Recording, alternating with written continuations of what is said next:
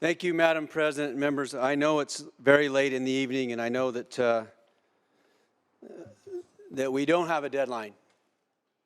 This bill is after the 12 o'clock, and I want to start out by giving a little bit of a history. I know my good friend, the senator from San Bernardino Valley, talked about this earlier. So we're going to do a little walk around history lane here.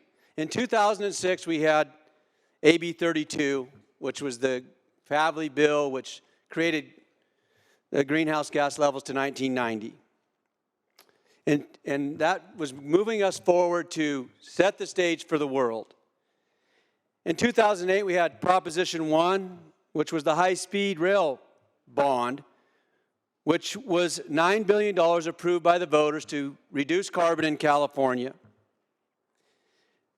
We have not laid 1 foot of track for this high-speed rail. It was estimated to be $33 million, and now it's estimated to be $105 million, and it will not, at the end of the day, reduce any carbon. In 2015, we had SB 350 De Leon, which my good friend talked about earlier, the RPS standard to require 50% retail sales of electricity from eligible renewable energy sources by December 2030. In 2019, our then governor was lieutenant governor, and he was head of the Coastal Commission, and we started talking about decommissioning Diablo Canyon because why? Not because it wasn't green power, because it was nuclear power. Some of us said maybe we should keep that going and take off the line of gas-fired power plants in California, but no, the governor wanted to move forth because the Lands Commission talked about once-through cooling. I know this is getting in the weeds a little bit, but Diablo Canyon is once-through cooling along with gas-fired power plants in California. So, in 2016, PG&E announces they are not going to renew Diablo Canyon. The ratepayers, keep in mind the ratepayers because this is a theme here, paid $4.5 billion in rates to decommission Diablo. In 2018, we had the Monning Bill, which my good friend from Santa Cruz talked about, and we made sure we took care of the community because they were going to decommission Diablo, and we spent $80 million making sure the workers were taken care of and the community. CPUC announces that we're going to shut Diablo Canyon down. In 2016, SB 32 Pavley reduces greenhouse gases by 40% below the 1990 levels by 2030. Again, another target. What's the theme here? We've been talking about targets, and we've been talking about how we're going to get there. In 2022, SB 1020 Laird, 90% renewable energy and zero carbon by 2035. And 95% below 2040 levels. And 100% of electricity in California by 2045.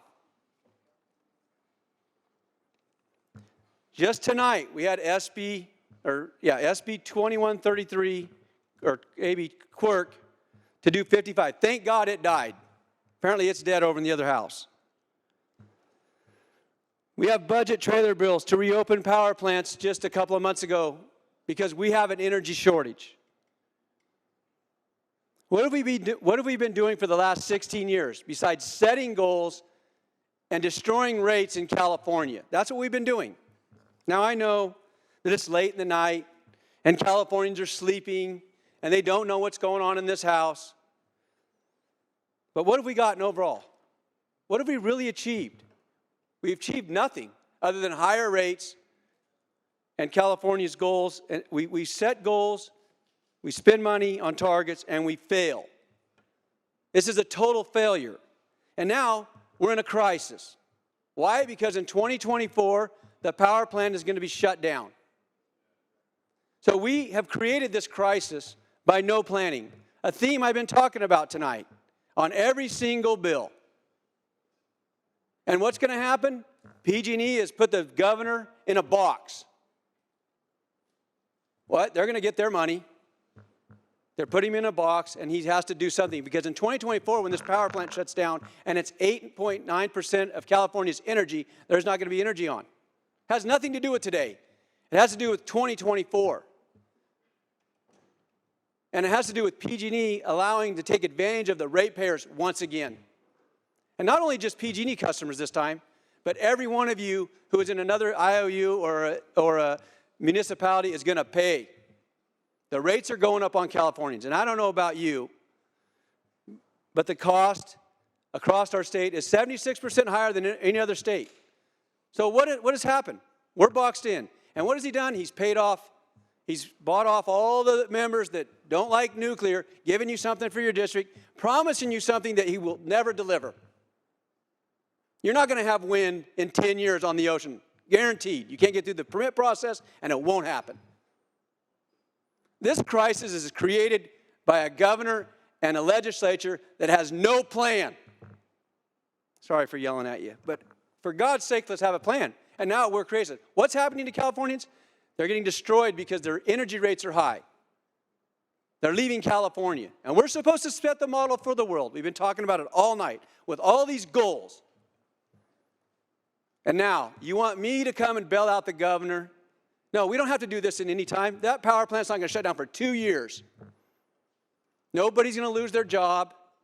What's going to happen, though, is the PG&E and the rate, they're going to leverage the governor, which they're doing right now. They can go file that report without any legislation. They can turn that plant back on September 6th. But why would they? Why would they do that when they can leverage you and take advantage of this legislature again because we don't do a good job of making a plan? We're shutting down assets we need in California. We have an energy shortage. And you're on the hook for it. You know, I'm not going to do that. I'm not going to raise the rates on Californians across the board, not just PG&E. I'm not going to raise the rates. I'm not going to bail the governor out. We have time, 2 years before that plant shuts down. But here we are at 1 o'clock in the morning on the last night of session after we just got his whole climate plan with no plan put out. And you're going to bail him out. And you're going to make Californians suffer as higher rates. By the way, PG&E investors aren't going to get any benefit from it. BS. They get 15% of all electricity that goes through there. When they cut a tree down, they charge 15%. So make no mistake, Californian ratepayers are going to pay. And you're going to bail them out. And you're going to give the governor a pass because he wanted to shut this thing down in 2016 and talk about how he's saving the climate when we're not saving the climate. Now, I love the workers there. My brother-in-law was in the gallery tonight. He's a worker at that plant. It's not about the workers. They're going to work. That plant will not shut down. It can't shut down because California would be out of power and you'll be out of a job.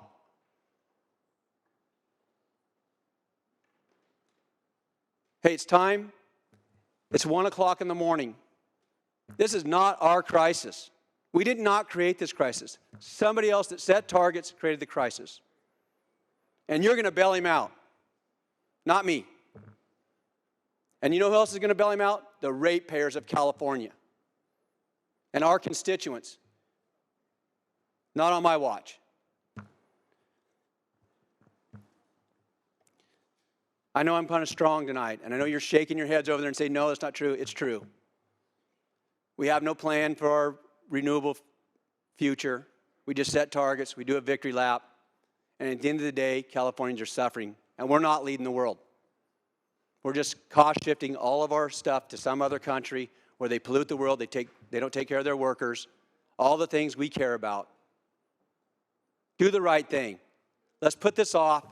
Let's make PG&E step to the plate. Let's have a plan so California rates can go down.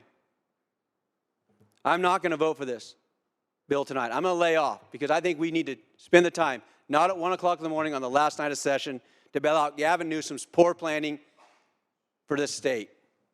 Thank you, members.